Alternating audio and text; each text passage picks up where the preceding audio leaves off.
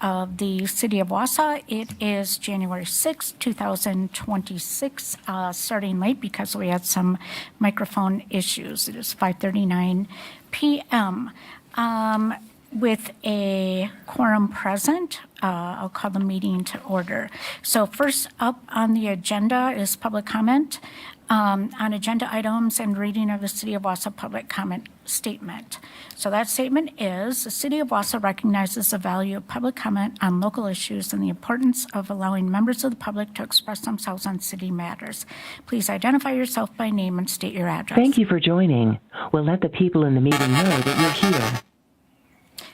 Each statement made by a participant should be limited to 3 minutes. Direct all comments to the chair, not to members, staff, or other participants.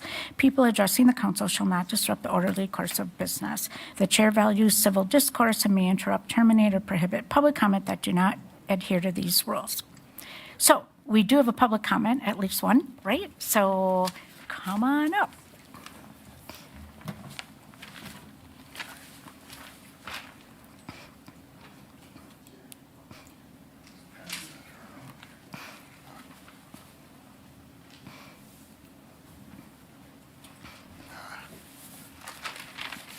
Good evening. Thank you, Chair Lukens. Tom Killian, 133 East Thomas Street, and I'm the neighborhood group contact for the Southwest Thomas Street neighborhood group. That's part of the city's end-to-end neighborhood association as described on the city's website. And I'd like to thank the committee and the staff for the work that's being done on the 1300 Cleveland public participation meeting this month. And as the neighborhood group contact, staff had contacted me with feedback on a draft flyer that's in your packet, and I would thank them for that. And I think the end product ultimately reflected quite well the purpose and objective of the meeting as committed to by this committee in October, and that was to seek ideas and concepts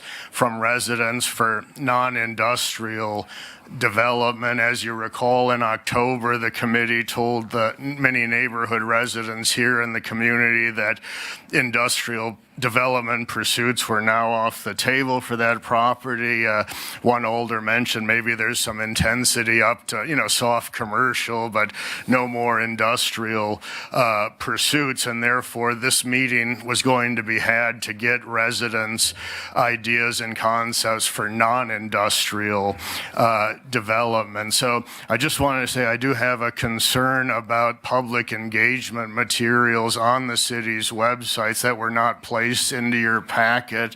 I passed one slide that's on the city's website, and that's been up to public facing now for about a week, so that is the information the public's getting. And on that slide for the meeting, it says future land use designation. Now I won't go into a long summary, but as you know, that's from the almost outdated 2017 comprehensive plan. It's reaching end of life, so almost done. What I wanted to mention is, since industrial's no longer on the table and our neighborhood and group was told that's done, I don't feel bringing industrial further into this dialogue makes a lot of sense if the committee's sincere about just seeking input on non-industrial. And I just wanted to say too, because I was on the council, and maybe it's just because, hey, these are zoning and land use considerations, so maybe it was just thrown in there, but I wanted to state objectively and factually rather than as a matter of opinion, because opinions differ, facts do not. I went back and I printed the packet information that was given to the Plan Commission in 2018 and the City Council in 2018 when they decided unanimously to rezone. And I went through word by word, and there is no mention of future land use designation, even taken on a serious zoning and land use consideration from policymakers. That didn't come up.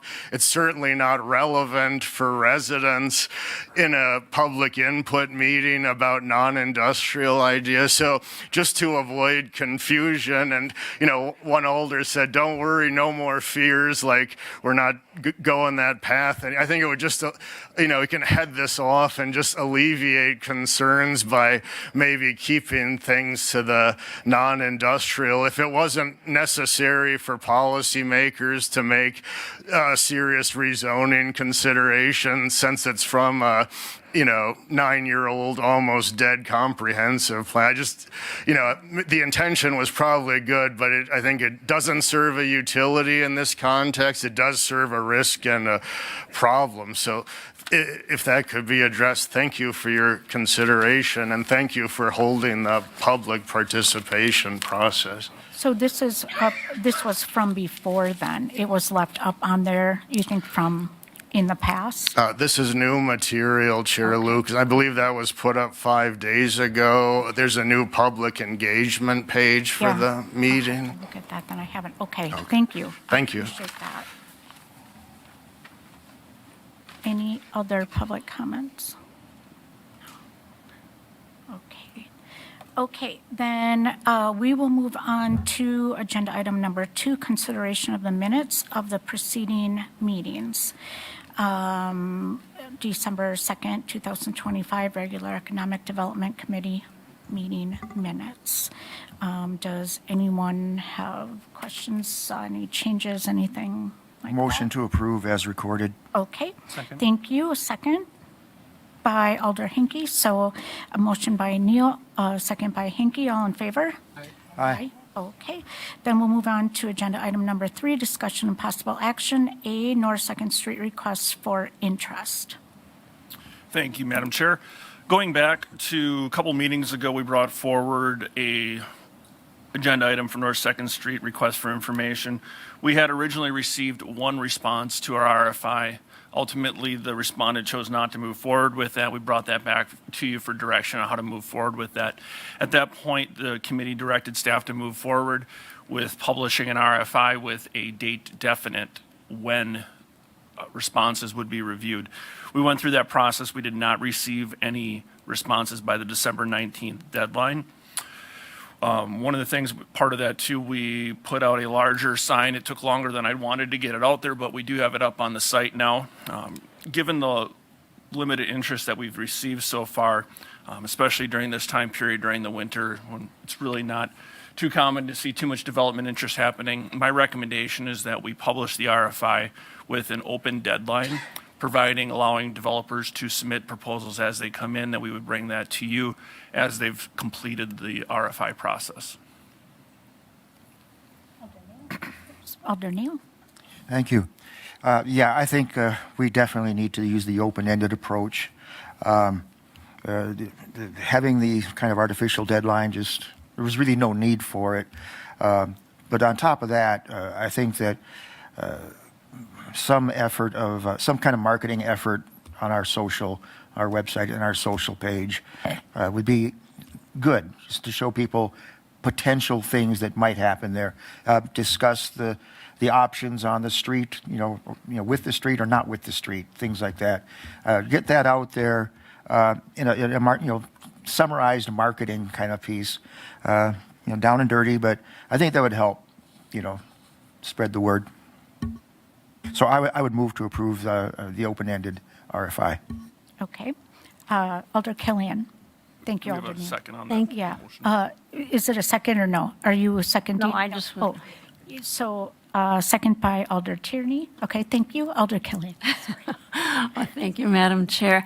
When I was reading through the packet, I was reading about land banking and the CDBG funds, and it said that only one parcel was purchased in that project with the CDBG funds, and I was unfamiliar with land banking. I started trying to find out what land banking was exactly, and it is holding on to land, I think, too long once you have ownership of it. Well, I did want to talk to Director Pfeiffer, and I talked to him on Friday. What that did was raise a concern for me.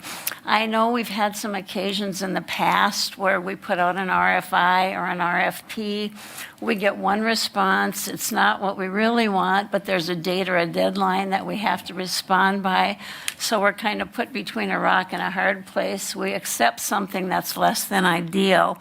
And I wanted to ask Director Pfeiffer if that deadline for the land banking issue on that parcel would cause a problem for us if we received one RFI or RFP and it wasn't what we really wanted, but we had a date or deadline by when we had to respond. Is that going to put us in a situation where we have to take it? And Randy did give me an explanation, and he probably can do that more succinctly than I can, so I'll ask him to communicate what he told me. Yeah, absolutely, Alder Killian. So at this point, there's no deadline that we need to have something done in terms of the CDBG funds. We're hoping to move forward. The idea behind using the CDBG funds is that we'll move forward in a timely manner because they want to see the end result. They want to see an outcome. As we move forward, if there does come to be an issue, we can work with the city and the Economic Development Committee. There may be a scenario where it makes sense that we appropriate some different funds to really cover for that CDBG funds. Does that make sense, Tammy, what I'm saying? But there's no requirement at this time that we need to choose a proposal in the next 3 months. Correct. Land banking is, as Alder Killian said, it is not allowed with block grant funds. However, if you show that you are actively doing something, you're not acquiring land and it's just sitting there and you're not trying to do anything, we're okay. There's not like a clock that's ticking. Do we want to see something sooner than later? Absolutely. But we're not in jeopardy at this point of having HUD come back and say we need to repay this. Could we get a application in the future on 2nd Street when Blanker came along? We had some block grant funds in there. The city did repay those block grant funds so that we could do that development for non-LMI, low-income residents. So that's always a possibility. I think I agree with Randy that I think it's a little too soon to be worried, but it's always great to have it in the back of your mind. Yeah, I really wasn't worried. I just want to clarify because I was unfamiliar with land banking and I wanted to make sure I knew what I was doing anyway. Nope, very good question. Thank you. Okay, any other questions or comments on this? Otherwise, with a motion and a second, all in favor of moving ahead? Aye. Okay. Any opposed? Nope. Okay, so then that can move ahead. Item B, development agreement with 11 Scott Street LLC for the redevelopment of Waterside Place at 11 Scott Street. So what you see in your packet today is the development agreement that was created based on the term sheet that was approved by City Council a couple months ago. What this does is put those terms into a legal document with a lot of legalese and different things like that. Most of everything that we worked through was fine. There wasn't any major changes. The one big thing that's going to hold this up going to council in the future is the parking agreement and the parking amendment on that. Just based on holidays and a number of different things, we weren't able to get that through infrastructure. I think I mentioned in my memo that we were hoping to take it to the meeting on the 8th. Just based on trying to put that together last Friday on the 2nd, we didn't have enough people around and just the amount of changes that looked like were coming, we thought it'd be best to hold off until February. So what we'll do if Economic Development Committee approves this at the meeting today is we'll just hold this development agreement until that parking agreement is put together because that's an important exhibit of it. And we'll take that together through council at one time. So happy to answer any questions. Questions? Otherwise, question, or did you want to make a motion? Alderman? Statement and motion. Okay. First of all, I'll make a motion to accept the agreement and the exception that Director Pfeiffer has mentioned here. I'll second that. Just thank you. In past meetings, and we've discussed this in detail and talked about numbers and whatnot. I just think it's good to remember that we're looking at a property that is inert. That should this go forward, will have significant increase in its property value. The anticipated parking agreement will bring in welcome revenue, which will help in the maintenance of the parking garage over time. We're meeting a middle income housing need in the city, which is one of our strategic goals. We're injecting extra vitality into the downtown economy, community down there. I'm sure every business owner downtown would say, yes, please, thank you. We really need this. So there's so many checks in boxes on this that I don't see any reason to oppose it. So I wholeheartedly support it. Thank you.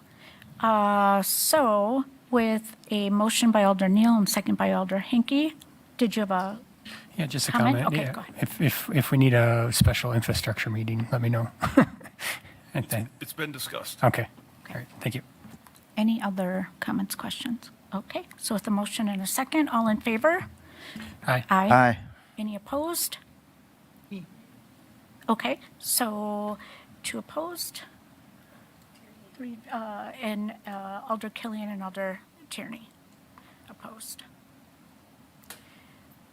Okay, so that then we'll move on to infrastructure.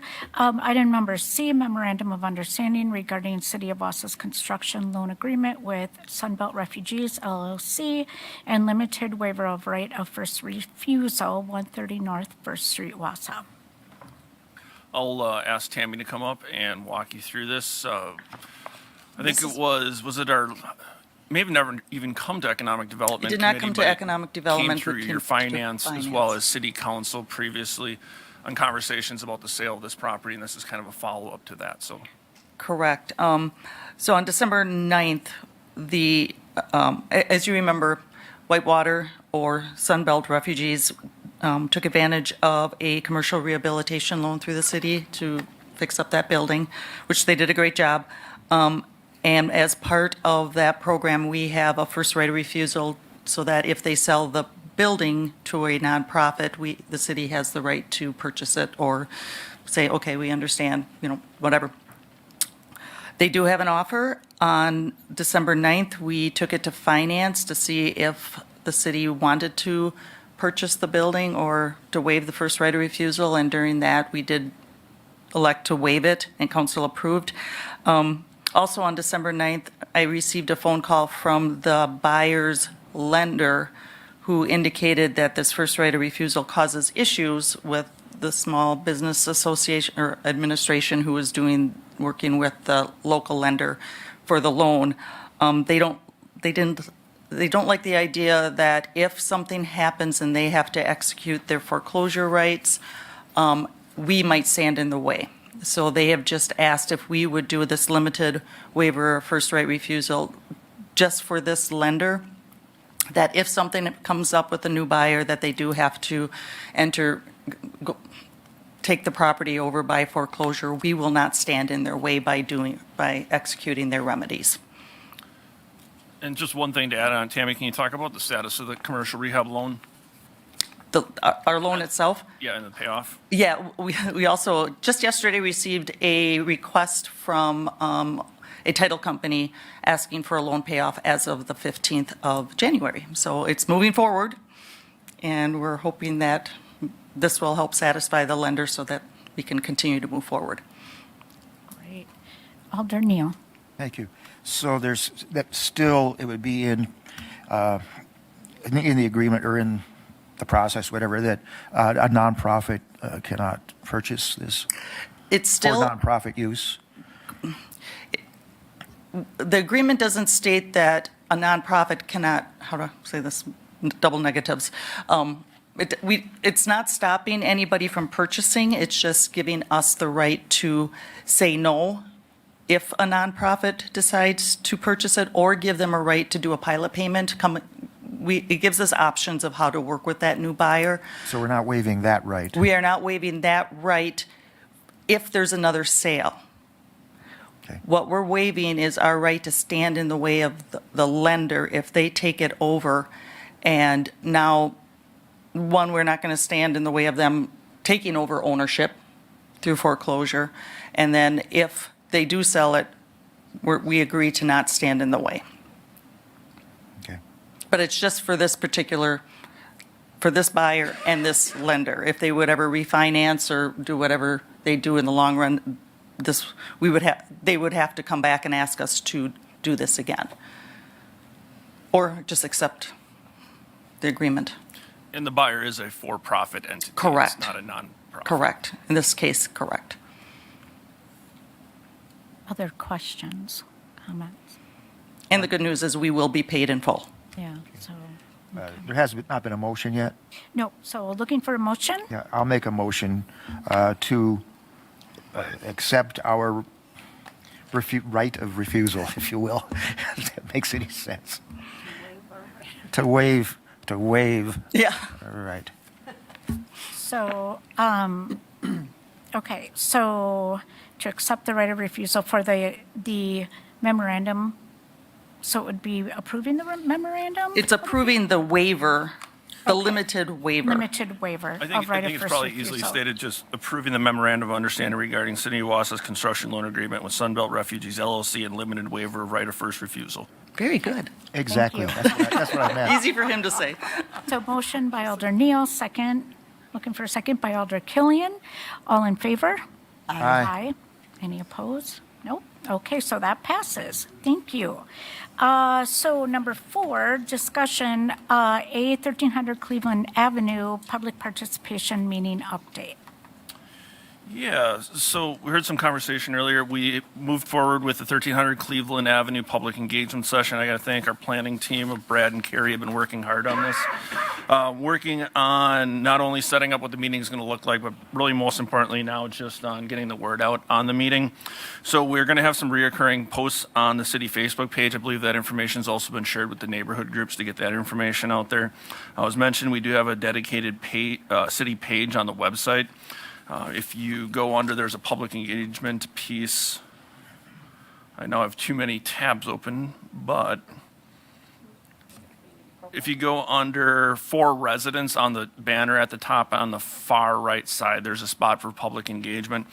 This was created as kind of a landing page, so all the information, if somebody comes into the process halfway through, just wants to know what's going on, that they'll have that opportunity to be able to see that.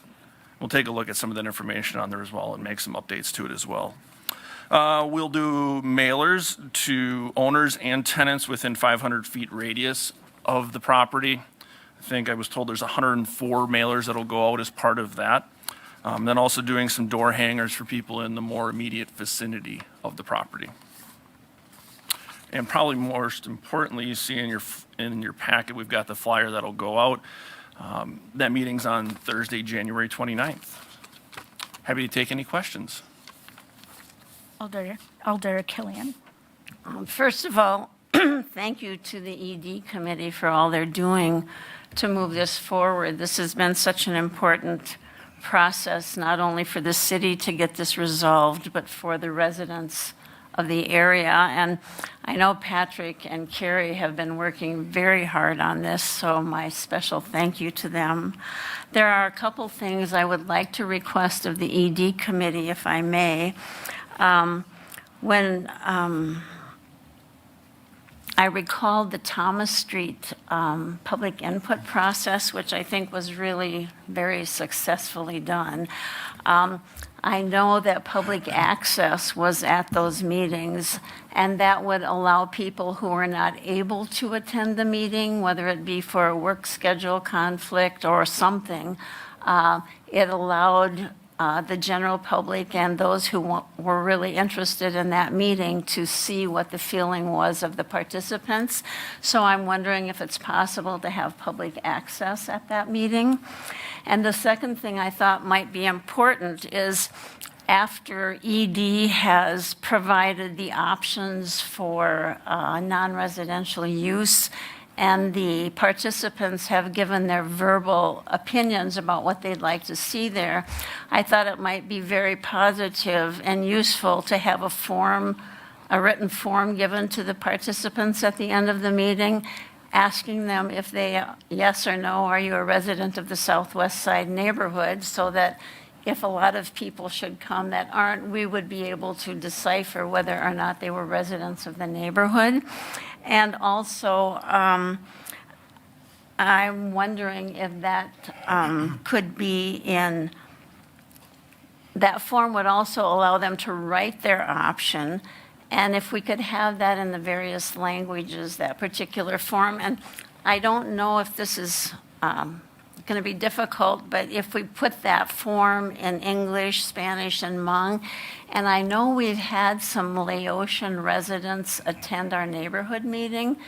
They don't speak Hmong. Is it possible to have that very brief sentence on that form in Lao? I would think that that, you know, is something we could accomplish. It would just be a sentence or two. So I thought having that form at the end of the meeting would also enable the ED committee, once they get the information, to see very specifically what the residents had to say. So those are my two requests of ED. Thank you. Thank you, Alder Killian. Yeah, and just to respond, I think there's a few things that we're already going to do that'll kind of dovetail with that. I think we'll have a sign-up sheet there so people can provide their contact information. We can get addresses off that as well, because we want to collect email addresses as well, so that we can keep everybody that's participating in the loop of what's happening. And as we move forward, if we have additional meetings or when it's going to come to ED, we can provide that information as well. And we'll look into some of that in terms of the translation services. I think we've got a lot of information on there already, and we'll continue to try to do that so that we're inclusive to all the different language out there. Lao might be a challenge. We'll see what we can do. I know we have one resident that attends our meetings periodically and has been semi-active in them. And if he'll be there, I don't know, but it would be difficult for him. His English is not great either, so. Other questions or comments? So I have what, so then would the future land use designation of legacy industrial be removed from that? I think we need to spend some more looking into that, and I think maybe what we have there needs to be refined a little bit. So currently, that is the land use designation for that area. It was 2017. It's a little bit outdated. We're going to be doing a new comprehensive plan starting within this year. So I think what's just that information there alone can be misleading. So I think we need to do a better job of either removing that or finding a way to better explain what that's designating. Not that we're looking for future industrial on the site, but that's what the current designation is. And it kind of sets the timeline for, that was 2017. The zoning was changed, I don't know, 5-6 years ago. And then we have the most recent direction from the Economic Development Committee for non-industrial uses. Okay, so then that could be, maybe that could be put on there? Yeah, more information, I think, to clarify what that means, or maybe we'll just take it off altogether. Okay, thank you. Alder Killian. One more question. Randy, we spoke this afternoon. Is that required on there? I mean, do you need to put future land use designation? And the reason I ask is because, as you and I agreed, that could be a little bit confusing for people when they see that. So if it's not absolutely required, it would be great if it could be removed. Well, I don't think there's anything required as part of a public engagement process other than a few simple pieces of it that we're providing an open forum. I think the idea was that we're providing some history on the site. You know, it is right next to an industrial site currently, and the neighborhood has had that, you know, flavor to it over the years. Obviously, what we're looking to do with non-industrial is taking that in a new direction. So we'll have to put some, I don't want to commit to anything right now while we just talked this afternoon. So we'll look at it and try to find a way to smooth it out. Thank you. We're trying to be more clear with what the intent of our process is. All right. Okay. So if nothing else, then, oops, sorry, I need to go back to the agenda here. Okay, so actually, we don't need any action on this, right? Nope. Okay, so then B, Thomas Street residential infill update. Yes, I received an update from the DNR, from 12:30, that they have received the draft report at this point. They're going through their DNR review. They'll be working with Ramble to hopefully finalize that in the coming weeks. So hopefully by your next meeting, sound like a broken record on that, but hopefully by your next meeting, I'll have a report for you. I hope. Great. Any questions, comments, anything? Okay, then we'll move on to item 5, closed session. So I'm looking for someone to read the closed session information. Alder Neal? Thank you. I'll move to adjourn to closed session pursuant to Wisconsin State Statute 19.85, paragraph 1, sub E, for deliberating or negotiating the purchasing of public properties, the investing of public funds, or conducting other specified public business whenever competitive or bargaining reasons require a closed session in regard to the sale of 424 Burns Street, Wausau. Okay, I'm looking for a second. Oh, okay. And we need a second, correct? Yeah. Second on that? second. Alder Henke, so a motion by Alder Neal, second by Alder Henke, and we'll do a roll call vote to move into closed session. Alder Tierney? Aye. Okay, Alder Henke? Aye. Aye. Alder Killian? And Alder Neal? Aye. Okay, then we will move into closed session. We will reconvene in open session if there's action to take. Thank you.